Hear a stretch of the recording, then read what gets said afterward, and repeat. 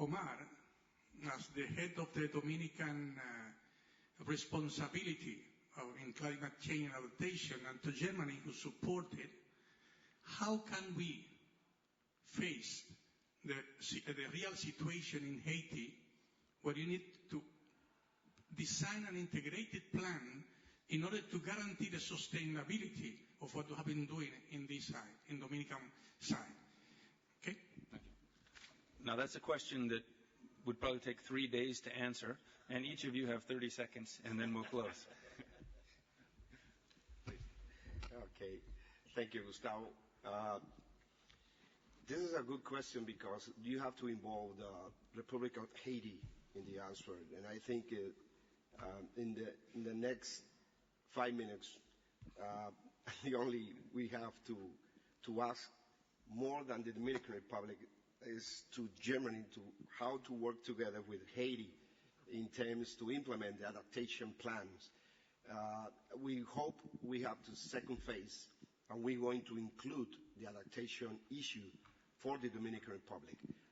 I want to present to you a formal presentation for the Haiti authorities to work together because if you do something in the DR, have impact in Haiti. If you do something in Haiti, impact in the Dominican Republic.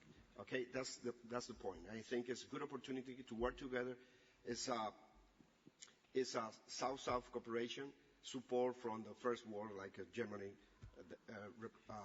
government, and I think they're glad to work together in the second phase. Okay. That's all the time you have anyway, so you have to answer it later if necessary. Please. Only some seconds. So I personally have no idea which would be the right approach for your country. But I think what has been said here is exactly the right answer. You need the cooperation of the developing countries in a similar situation. And I think if there is a will and good ideas and a good structure to go ahead, and if we have the feeling it's serious, we are willing to support such projects. So that won't be the last one. But I think it's very important to have clear signals that there is a will, there is a structure, that we take it serious, and that we also learn from the lessons that we got here, like here in this example, and on this basis, I think a funding then should be possible. Excellent. So we're going to close here, and I just want to congratulate Dominican Republic and also Germany for your leadership, and Papua New Guinea tips our hat to both of you, and we're now being left in the dust, and we now have to catch up. So thanks for the inspiration as well.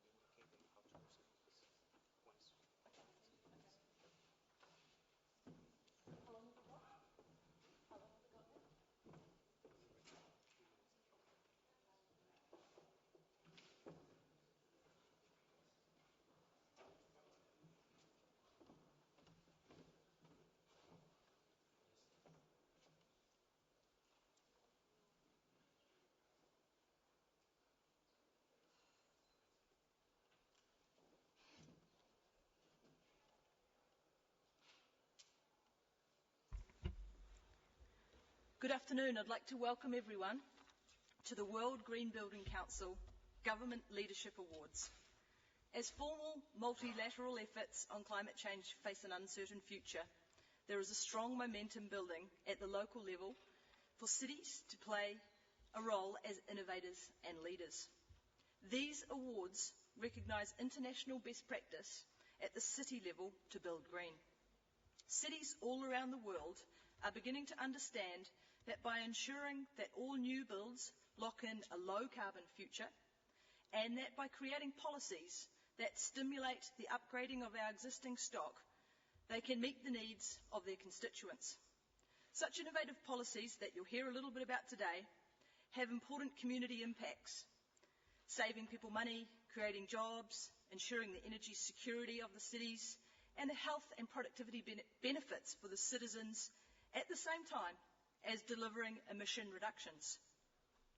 I would like to welcome and thank our partners in these awards. This would not have been possible without you, ICLEI and UN Habitat. This type of collaboration that you see here today reflects the type of collaboration that is needed to create sustainable cities. David. Hello, my name is David Cadman. I'm the International President of ICLEI Local Governments for Sustainability. We've got 1,300 member cities around the world. We work with a much larger group than that. And I'm very proud to be here because we know that the built world in cities is going to change the energy mix if we do it right. We did a study just before our Resilient Cities conference in Bonn last year, and we found out that there's going to be over $200 trillion of capital expenditure in cities over the next 20 years. About 10% of that is going to be done by cities themselves. The rest is going to be private investment. We either get that mix right, or we're going to be trying to retrofit after the fact. So it's very, very important that we acknowledge here today cities that are leaders, cities that are doing the right things in building buildings today that are the buildings that will be long-term sustainable into the future. This is the future that cities have to capture now. Transportation, the built world, waste. We can do an awful lot. Just today, we released our carbon registry, where cities are beginning to record the way in which they're already reducing greenhouse gases in cities, and buildings are a huge component of that. And in my city, Vancouver, you can't build a building unless it's LEED Gold, and if you want some variance, it better be LEED Platinum. So I acknowledge and applaud the cities that are here today and being recognized, because they too are world leaders. Thank you very much. My name is Aksumait Gebrek-Zeper. I'm the director of the Global Division in the United Nations Human Settlements Program, UN Habitat. UN Habitat is delighted to be here. We feel honored to be with the cities that have done a meaningful work for the sustainable urban development. We all know that the future is urban, and we need to work together with the cities, with the citizens, with the civil society, and ordinary citizens at the local level in order to move forward towards participatory planning and management of our cities. And I would like to take this opportunity to congratulate the awardees here who have shown something. In UN Habitat, we encourage sharing experiences, but also learning from others. And that sharing and learning has to go together for partnership to make a difference together on the ground. And these are the awardees that have made that difference, not only for their own citizens at the small local level, but they have taken it city level. And we hope this will be a great experience for others to be shared with at the national, regional, and global level. We have been very proud to bring cities together that are working on the green building process, And we are happy that we actually managed to coordinate with countries in Africa, and now we have a Green Building Council in Africa, and now the number is increasing. We hope they will all learn from you, our this here, and move forward to have more sustainability with regards to the buildings. We can do a lot more in terms of buildings because we know that's where the gas emission is actually increasing. So if we are able to deal with that only in one sector, we can still strive ahead. Thank you very much. We are there with you, and we shall be ready all the time to support cities in developing their sustainability forward. Thank you. Thank you very much. And on to the awards. There were 22 nominations from all around the world, all regions, and there was a very high caliber. And I know the judges had a very hard time choosing only 6 to really come to the top and showcase this year. The nominations were judged on 5 major criteria. They were effectiveness of the initiative in transforming the industry. Secondly, the cost effectiveness of the policy, the benefits to the climate and the environment, and the demonstration of leadership and innovation, and lastly, the ability to replicate and the relevance to the city that it was actually in. So I would like to recognise the winners. And as I recognise, if you could come up and join us, and I will also hand out the award. So firstly, for the most groundbreaking policy award goes to Tokyo, Japan, for the Cap and Trade program. Thank you.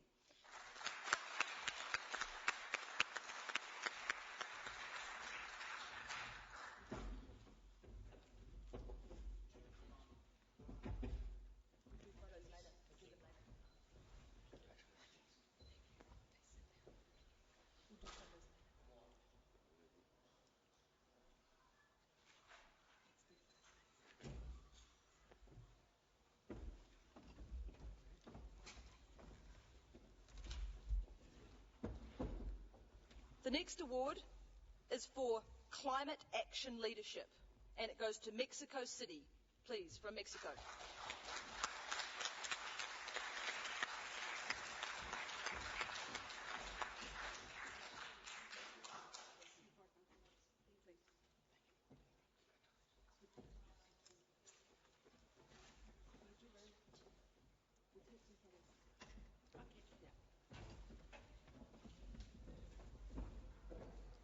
The next one is the Urban Retrofit Award, and that goes to Birmingham in the United Kingdom.